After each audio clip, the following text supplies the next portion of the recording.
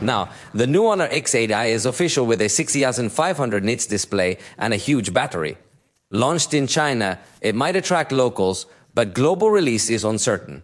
It features a 7000 mAh battery and a 34mm thick device, which is impressive.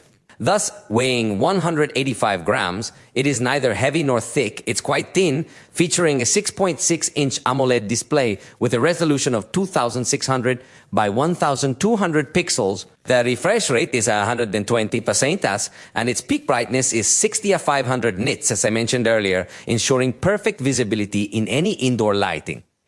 We see it's not an overly powerful device since it has the MediaTek Dimensity 6500 processor, although it carries an elite label similar to Snapdragon's naming, but here it's used for an entry-level processor. The truth comes off as a bit harsh to me, but anyway, it will be a basic device, yet it features a solid battery.